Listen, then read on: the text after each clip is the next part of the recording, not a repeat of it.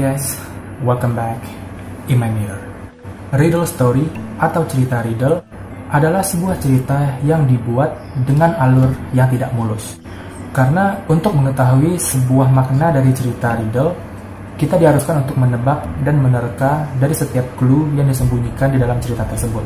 Jadi kita tidak akan bisa memahami sebuah cerita riddle jika kita tidak menerka dan menebak dulu makna dari cerita tersebut dari clue yang tersedia. Dan ketika kita menemukan clue atau kata kuncinya, barulah ceritanya berasa seremnya. Aku personally dari sekian banyak cerita riddle yang aku baca, itu cuma satu yang bisa kejawab dengan benar, selebihnya itu salah dan harus melihat kunci jawaban terlebih dahulu, baru tahu ceritanya tentang apa. Tapi meskipun riddle adalah sebuah wacana cerita, tapi riddle ini lebih sering digunakan sebagai teka-teki permainan untuk mengisi acara malam ketika camping atau lagi kumpul bareng teman untuk seru-seruan aja. Dan hari ini guys, kita akan membaca beberapa cerita-cerita riddle horror story yang paling sulit untuk dipecahkan. And now before we do the exercise, the mirror mode. Tapi sebelum kita mulai, aku minta kalian juga ikutan menjawab dan tulis jawaban kalian di kolom komentar, dan kita lihat seberapa hebat kalian memecahkan teka-teki ini. Cerita pertama adalah tombol elevator. Seorang pria yang tinggal di lantai 14 sebuah apartemen suatu malam pulang sangat larut. Dia masuk ke dalam elevator kosong dan memencet tombol menuju ke lantainya. Tombolnya menyala, pintu menutup, kemudian elevatornya pun mulai naik. Kemudian tombol lantai 8 menyala. Kurasa seseorang akan masuk. Beberapa detik kemudian, dia menyadari sesuatu. Dia mulai memencet tombol berhenti. Ketika elevator berhenti di lantai 3, segera setelah pintu terbuka, pria itu meloncat keluar dan berlari menuruni tangga. Dia menyewa kamar di sebuah hotel dan akan kembali ke apartemennya hanya saat pagi hari saja. Menurut kalian, apa yang terjadi? Komen di bawah. Cerita kedua adalah keran air. Seorang wanita muda yang tinggal sendirian, suatu malam dia bersiap-siap untuk tidur. Dia masuk ke dalam kamar mandi untuk mencuci mukanya. Dia memutar kerannya dan air segera meluncur keluar. Dia membasuhkan air ke wajahnya, kemudian dia mengambil sabun dan memijatnya di muka. Dia kira dia mendengar sesuatu, seperti suara langkah kaki. Sabunnya masih menempel di mukanya, jadi dia tidak bisa membuka matanya. Dia meraba-raba mencari keran, kemudian memutarnya.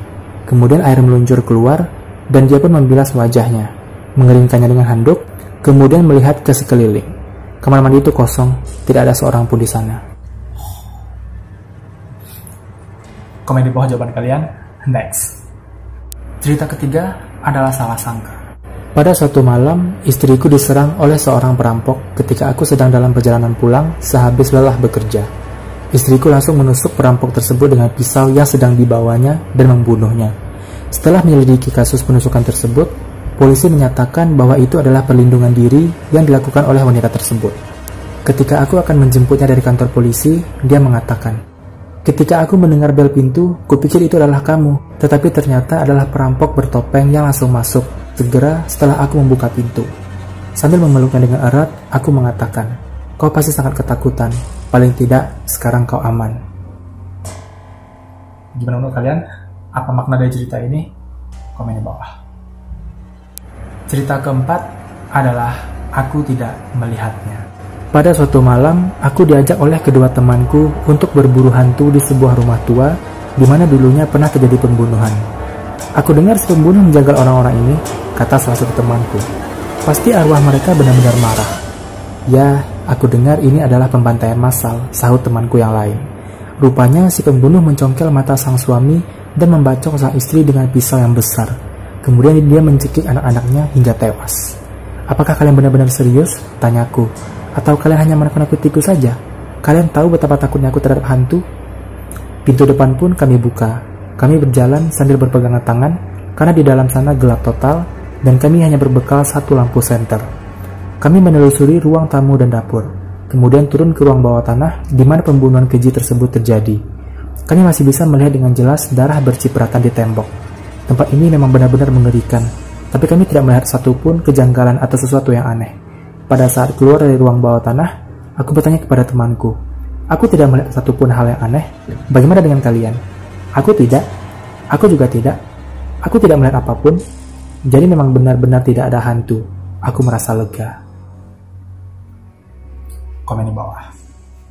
Cerita selanjutnya adalah kasur adikku. Adikku yang duduk di sekolah dasar sering kali bercerita tentang paman menakutkan yang membawa sabit dan bersembunyi di kamarnya. Aku dan orang tuaku hanya menganggapnya imajinasi seorang anak kecil. Tapi ia benar-benar ada di sana. Paman yang menakutkan itu bersembunyi di bawah tempat tidurku, ujar adikku. Suatu hari, aku memutuskan untuk mengintip bagian bawah tempat tidur. Aku tak menemukan apapun di sana, bahkan tak ada sedikit pun debu di sana. Dasar adikku pembohong. Gimana menurut kalian tentang cerita ini? Apa yang terjadi sebenarnya? Komen di bawah. Cerita selanjutnya adalah cerita nyata. Hei, kau ada cerita nyata yang menakutkan? Tanyaku pada seorang teman. Ya, aku punya. Beberapa anak menyelinap ke dalam sebuah rumah kosong yang sudah tak dihuni selama bertahun-tahun. Mereka tak pernah keluar. Hanya itu? Ya, tamat. Hanya itu. Menakutkan bukan?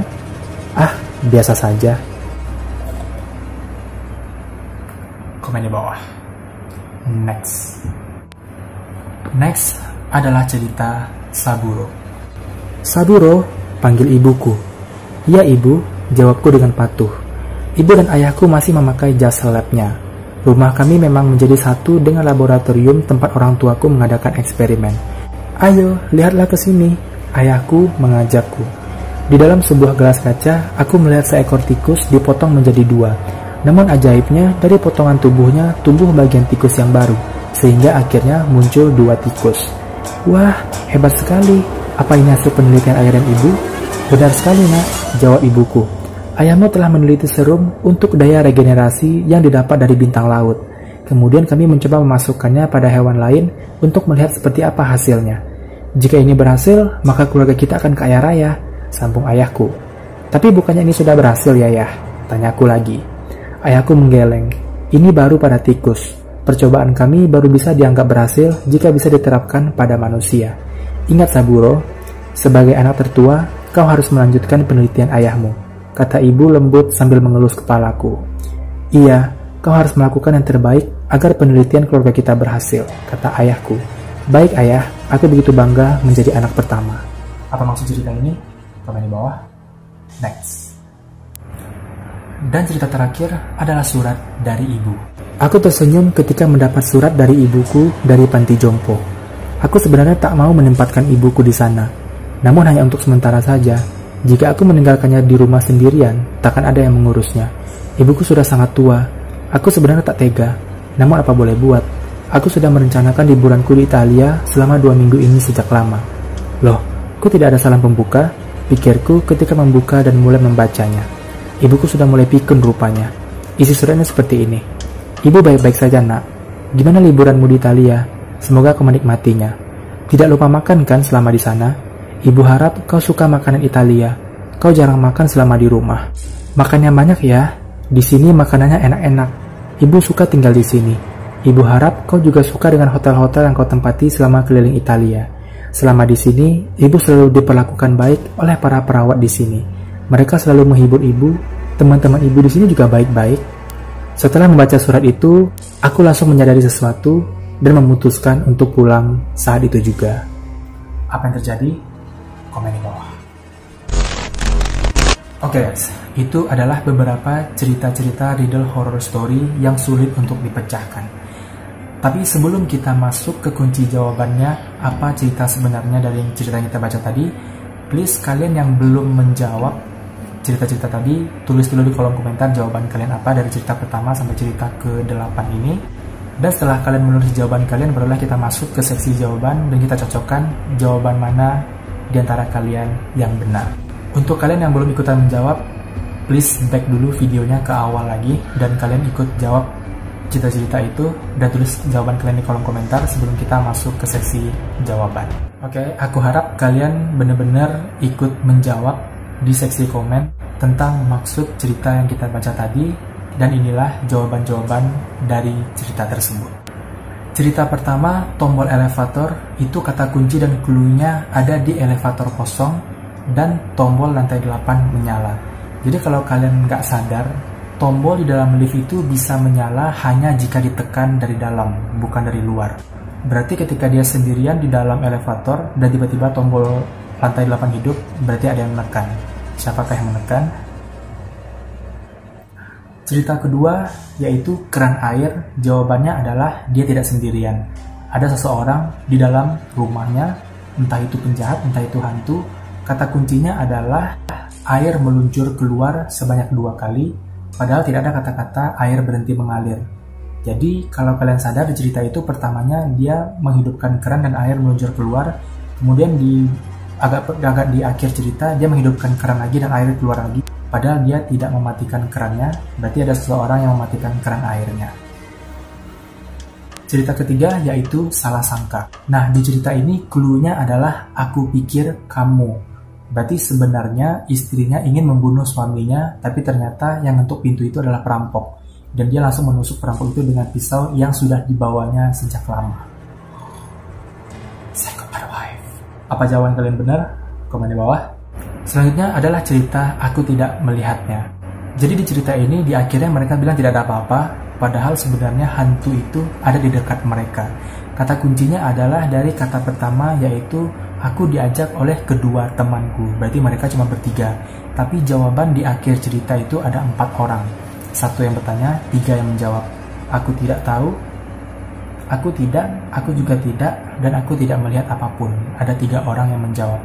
Dan pas banget hantu di rumah ini adalah hantu yang matanya dicongkel, jadi dia memang gak bisa melihat karena matanya dicongkel.